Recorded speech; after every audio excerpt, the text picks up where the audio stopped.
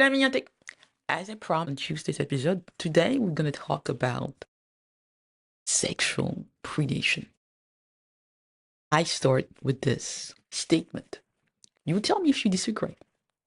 When you are an African with a disability, especially when you are a woman, the likelihood that you have experienced some form of sexual predation is very, very high. Let me try to say it more clearly. When you are a person with a disability, especially if you are a minority, if you come from Africa, the likelihood that you have experienced at some point some type of sexual predation is extremely high. It's high for any type of a person with a disability because you're very, very vulnerable. And predators see it. They sense that. They're great manipulators. One of the stereotypes in many African countries is that sexual predation, sexual abuse is a Western thing. It's a Western thing. Pedophiles are almost always, white. The West is where there's such things, where there's sexual weird behaviors. That doesn't exist in Africa. It's the West, Iranians are very, very comfortable talking about sexual predation when it's a white folks, especially French folks, coming to Cameroon to do shit, or even members of the diaspora. It comes from the outside. It never comes from within. It's the colonizers, the Westerners who brought up their crap, their sexual deprivation. That doesn't exist. In Cameroon or in Africa, in Cameroonian societies, no. Never. No, no, no, no. It never happens. So, as a physically challenged person born in Cameroon, people who follow this podcast know my name is Christelle Nadia Fotso. I'm an attorney. I'm a member of the District of Columbia Bar Association. I've been a member of the District of Columbia Bar Association since 2003, so over 20 years. That experience, I talked to you about boundaries on Tuesday's episode, has followed me. In my latest book, it's a French book, L'intime dénouement de l'irréparable. I'm not going to translate it because it's very, very complicated. But I take the title from a French poet named René Char, L'intime dénouement de l'irréparable. I talk about sexual abuse of a child with a disability in an African country. I don't say which Africa country it is. It's a fiction. It's a novel. But I talk about that, and I don't try to finish the thing. I go into it. I talk about how easy it is to go there when little girl has a disability, and where the family, more likely than not, will never really acknowledge that what has happened, even when they know, even when it stares them in the face. They will never, ever acknowledge it. They will put all type of pressure, subtle or not, on the kid with a disability to basically take it and to deal with whatever the kid has to deal with. They will, even if they have money, they will try to buy the kids. It's a subtle form of blackmail where the kid gets the message that if they shut up, if they go with the flow, if they don't talk about it, they will get the help that they need because they're a person with a disability. But all of that is conditional on silence and acceptance, of their role, their status as a person with a disability. So my latest, it came out 2 years ago, L'intime dénouement des irréparables, where I talk about the sexual abuse. How, I'm not going to say prevalent, because if I say that, I'm going to be in trouble. But my sense is that it is. I don't think it's an epiphenomenon. I think that within families, such things happen, especially when they know that the person who's the easy target is a little girl with a disability, because she's spoiled already. She's spoiled goods. So going there, trying stuff with her, having fun with her, it's not that bad. You can go there. Disability made the girl, the child, an outcast already. So if you go there sexually, it's fine. It's not that bad. Cameroon is the country of it's not that bad. Oh, the word in French is on va faire comment. People will find ways to justify it, especially if the person doing it has money, has privilege, and has status. That is what my novel is about. How easy it is to go there, to justify it, and everybody within the family circle, within the intimate circle, even though they know that is true, find a way to put that on the child, the little girl with a disability, because it is easier. She is the sacrificed lamb. She's the sacrificed lamb. People are like, why are we going to disrupt what is comfortable for us for somebody who is not even worth it? She is disabled. She has a disability. Why are we going to break apart our family for her? It is worse, Niente, when it is a woman, a girl. In the case of a boy, people, their outrage would be more evident. But yes, there may still be the same reluctance to listen to it, because then the homosexual aspect of it comes into the picture and it becomes even more problematic. So it's always very, very complex, Miante. Sexual abuse within the African context, when it happens with kids, is always very, very difficult, because when it is with a girl, people are more willing to say, oh, she excited, she tempted, she's the one who provoked him. He couldn't resist. How could he resist? She was naked, she played with her sexuality. He's a man, and she should have known better. So when it's a girl with a disability, it's even more there.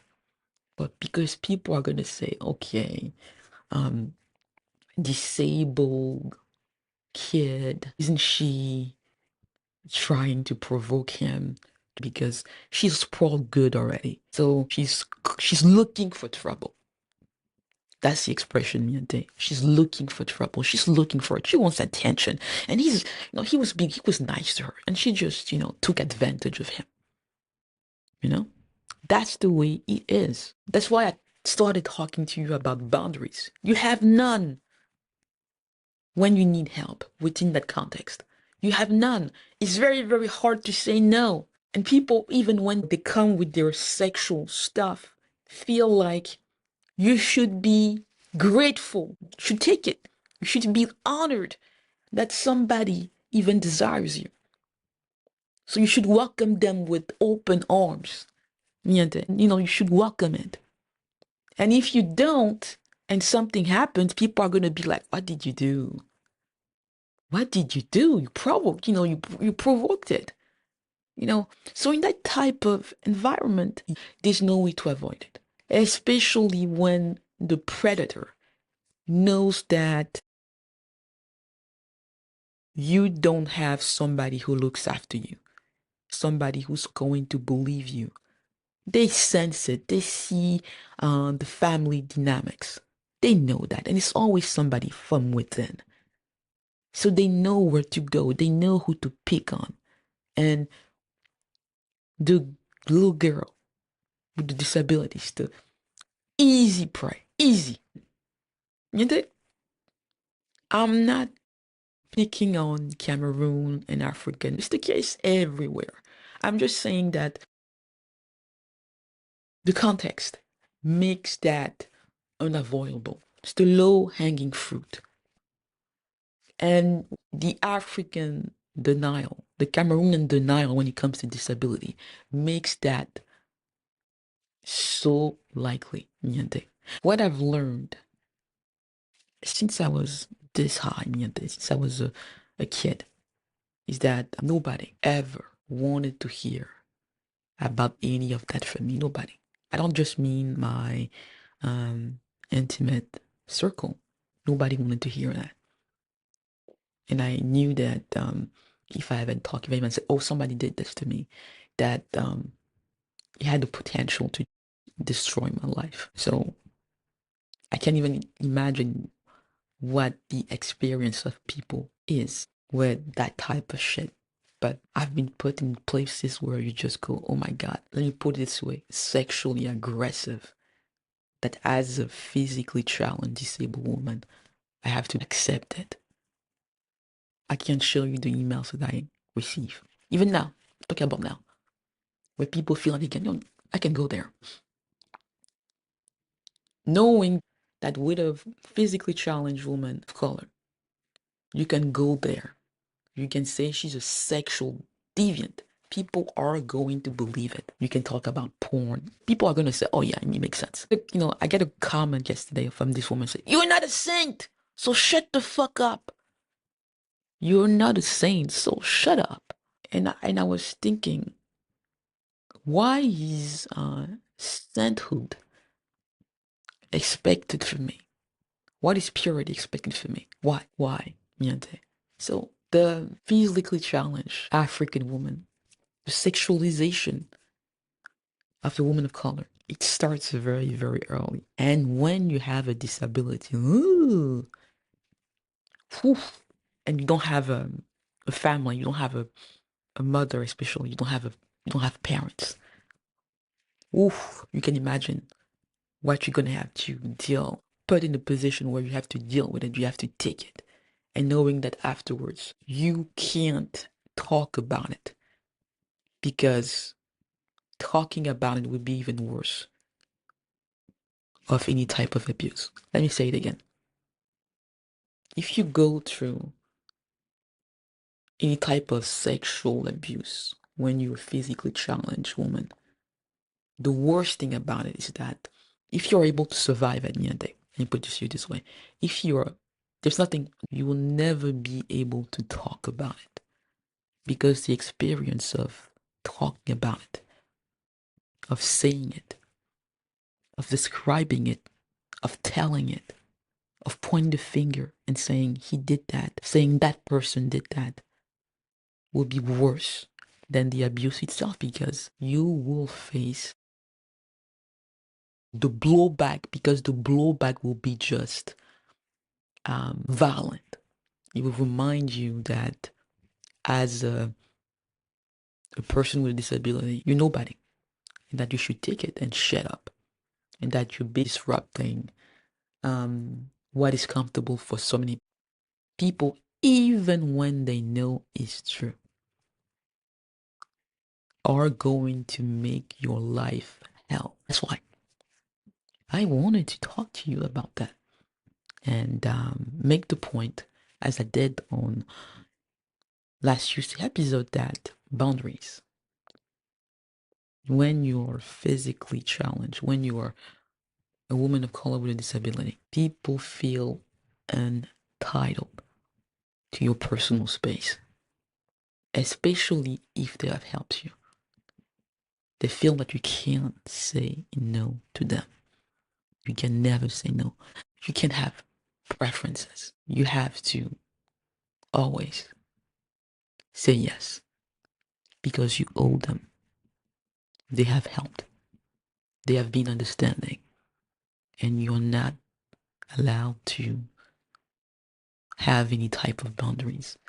And when it comes to sexual predations, it makes that more than likely. If you can't have any personal boundaries, if you can't say no, the sexual predator has to do is to be nice, to be a little bit smart, and then boom, he does it. And he knows that for you to ever have the guts to talk about it, you need, Miante, strength, skills, and resilience that is just exceptional. That is too much to expect from a person with disability. Especially, Miante, when they come from a place where people, like in Cameroon, are able to say, what can we do? On va faire comment? On va faire comment? What can we do? That's very Cameroonian. People will ask you to take it and to shut up. Thank you so much, Miante, for listening to this episode. Don't forget to subscribe. Share, Miante. Share episode of the podcast, please. And you can write to me. The email is in the description of this podcast. Subscribe. And I will see you next Tuesday for the episode in English. And if you can speak French, Miante, I'm doing the podcast tomorrow, Friday, and Monday. So Friday and Monday in French, Tuesday and Thursday in English. Subscribe, Miante, and I will see you en anglais mardi. On reste ensemble, Miante.